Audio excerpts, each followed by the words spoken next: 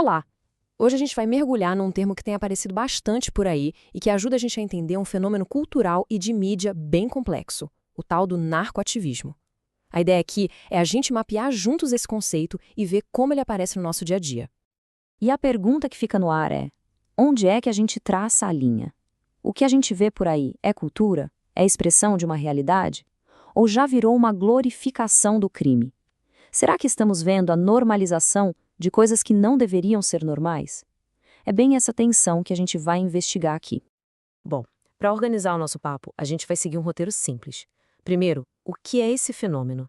Depois, a gente olha os dois pilares dele, a tal da narcocultura e a influência da mídia. Aí, a gente entende como os papéis são invertidos e, no final, como é que se pode identificar tudo isso. Vamos lá. Então, começando pelo começo. É importante entender que narcoativismo, esse termo, não fala do crime em si, sabe? Ele descreve, na verdade, um tipo bem específico de influência, uma influência social e cultural que se cria em volta do crime. A definição é essa aqui, ó. Um esforço que acontece tanto na cultura quanto na mídia para fazer o quê? Para normalizar, para deixar glamouroso e até para legitimar a figura do criminoso e o estilo de vida dele. E, ao mesmo tempo, fazer o contrário com o Estado e com a polícia, ou seja, tirar a legitimidade deles. A palavra mais importante aqui é esforço. Porque, segundo essa análise, isso não é algo que acontece sem querer, sabe? É um padrão, uma busca ativa para virar de cabeça para baixo os valores do que se entende como certo e errado. E o objetivo final de tudo isso é justamente essa inversão total de papéis. A ideia não é só contar uma historinha diferente. É mudar de verdade quem as pessoas enxergam como herói e quem elas enxergam como vilão na nossa sociedade. É uma reprogramação da percepção pública mesmo. Ok, agora vamos entrar no primeiro pilar disso tudo, a narcocultura. Aqui, a gente vai ver como essa visão de mundo é construída com base na estética. É um som, um visual, um estilo de vida inteiro que é vendido como algo a ser desejado, sabe? Algo aspiracional. E quais são os símbolos disso? São esses marcadores de sucesso bem claros. Pensa aí, os cordões de ouro gigantes, os carros e motos de luxo, aquela exibição de grana. A ideia não é só ter dinheiro, é mostrar para todo mundo de forma bem extravagante. Cada um desses itens funciona como se fosse um outdoor gritando "eu consegui". E, ao mesmo tempo, é uma forma de rejeitar aquela ideia tradicional de sucesso que vem do trabalho duro do dia a dia. E essa frase aqui resume a lógica por trás de tudo isso de um jeito perfeito. A ostentação, nesse contexto, não é só vaidade, entende? É poder. Onde o Estado não chega, a exibição de riqueza, de força, isso se torna a verdadeira linguagem do poder. É quase como um recado: aqui, quem manda sou eu. O que se vê, então, é um verdadeiro choque de mundos. E o mais interessante é que isso acontece muitas vezes no mesmo bairro, na mesma comunidade.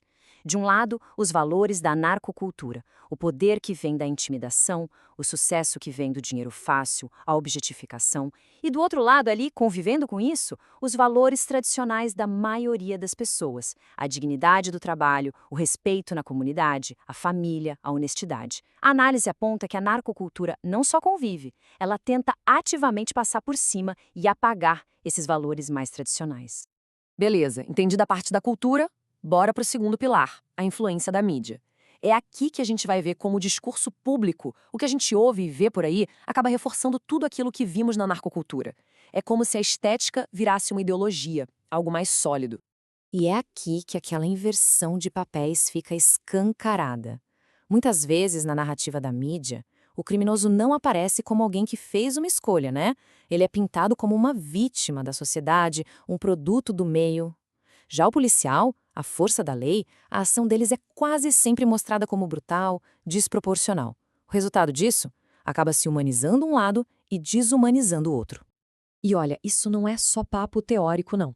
Dá uma olhada nesse caso, baseado em uma enquete que, segundo as fontes, foi real, num programa de auditório. A pergunta era bem direta. Num hospital, chegam um policial e um criminoso, ambos feridos. Quem deve ser salvo primeiro? O resultado? 75% da plateia votou para salvar o criminoso.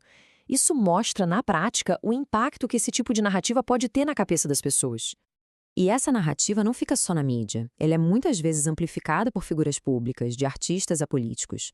Sabe aquela ideia de que dá para combater o crime sem dar um tiro? Focando só no social e deixando de lado a parte da aplicação da lei? Pois é, esse discurso é bem comum.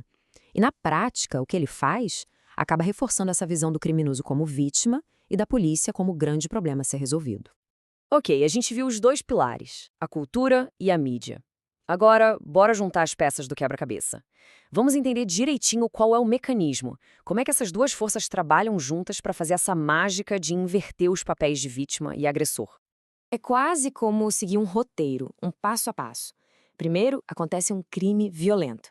Logo em seguida, o criminoso já é colocado como uma vítima das circunstâncias. Aí, qualquer resposta da polícia é logo taxada de desproporcional. E a vítima de verdade, aquela do crime original, ela some da história, é esquecida.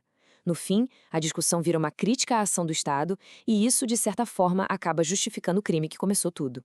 Certo. E para a gente fechar, vamos transformar tudo isso que foi conversado numa ferramenta mais prática. Afinal, como é que se pode identificar esses padrões no nosso cotidiano ao consumir notícias ou produtos culturais?